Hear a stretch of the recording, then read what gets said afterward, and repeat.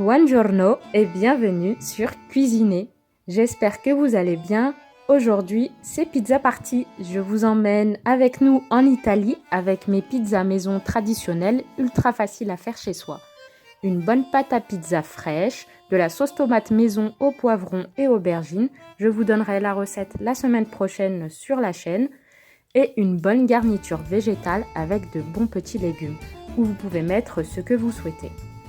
Et c'est tout ce qu'il vous faut pour être prêt à partir en Italie. Je vous laisse la liste de tous les ingrédients et des alternatives sous ma vidéo dans le descriptif. N'hésite pas à t'abonner, à liker en activant la cloche à côté du bouton abonner pour ne pas rater mes prochaines vidéos. N'oublie pas de m'envoyer tes réalisations en photo sur mes réseaux sociaux. J'espère que ce voyage gustatif vous plaira. En tout cas, reste bien jusqu'à la fin de la vidéo pour voir la pizza à la sortie du four. Je mets 12 g de levure fraîche de boulanger dans la cuve du Magimix, mais vous pouvez tout à fait faire la pâte à pizza à la main ou dans un robot pétrin classique. Puis je mets 200 ml d'eau tiède et je lance le programme pain brioche. Au bout d'une minute, le programme s'arrête. J'ajoute 200 g de farine blanche T45 et 200 g de farine semi-complète T110, mais vous pouvez tout à fait mettre 400 g de farine blanche T50 ou 45. Puis j'ajoute 8 g de sel, une cuillère à soupe de sucre en poudre à bien séparer dans la cuve, une cuillère à café de basilic séché, du thym ou de l'origan et 5 cuillères à soupe d'huile d'olive. Et appuyez sur auto, le programme reprend.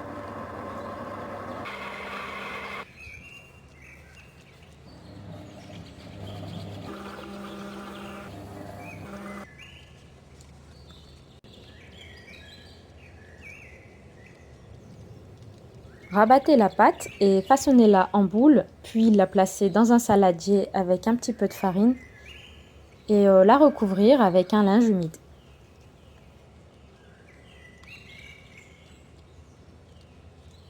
Laissez-la reposer au moins 1 heure dans un endroit chaud, puis une fois que la pâte a bien reposé et bien gonflé, placez-la sur un plan de travail fariné.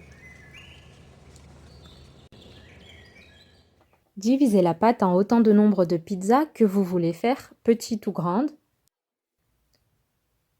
Travaillez la boule avec les doigts, étirez-la, frappez-la délicatement afin de chasser les bulles de gaz, puis reformez une boule et la laissez de côté reposer.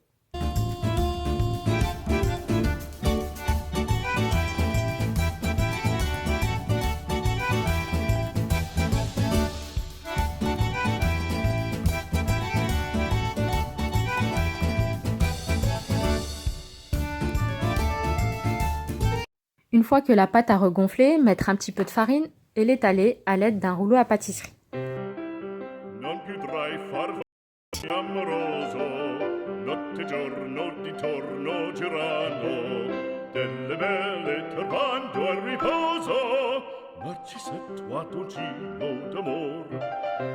Puis, une fois étalée à la dimension souhaitée, la placer sur une plaque à pizza ou plaque de cuisson et préchauffer le four à 220 degrés, thermostat 7-8. Sur votre pâte, étalez le coulis de tomates de votre choix. Pour ma part, c'est une purée d'aubergines, poivrons rouges et tomates que je viens de faire maison à l'instant. Je vous publierai la recette la semaine prochaine en vidéo et très facile à faire. Déposez ensuite la garniture de votre choix. Je vous partage mon idée de courgettes et carottes râpées crues. C'est trop bon et les enfants n'ont rien vu ni senti. Je vous le recommande de tester cette version. En tout cas, à la sortie du four, vraiment, on croirait voir du thon. Puis mettre des poivrons, oignons, champignons crus coupés finement ou pas du tout. Et tout ce qui vous fait envie. Bien évidemment, tous les goûts sont dans la nature. Mais je vous laisse sous la vidéo des idées de garniture. Comme ceux qui préfèrent de la viande plutôt que des légumes. Et puis parsemer de fromage râpé type emmental ou autre, mozzarella ou du fromage pour les végétaliens qui se trouvent en magasin bio. Enfin, terminez par mettre quelques olives et enfourner dans un four préchauffé à 220 degrés pendant 15 à 20 minutes à surveiller la cuisson. Si vous n'avez pas de purée d'aubergine, vous pouvez tout à fait utiliser du coulis de tomate en briques directement sur la pâte avec une pincée de sel si elle n'est pas assaisonnée, un petit peu de thym et bien étaler le tout. Pour ma deuxième pizza, je rajoute de la courgette râpée crue, de l'oignon et quelques morceaux de viande, de l'escalope de poulet mariné. Pour les enfants, pour leur faire manger un peu plus de légumes, ça leur fera pas de mal et c'est mon astuce. Et je termine par mettre sur la pizza ma purée d'aubergine qui est super bonne. N'oubliez pas, je vous donnerai la recette la semaine prochaine. Elle est très facile à faire et s'accordera parfaitement avec vos pâtes, riz, viande, feuilleté, etc.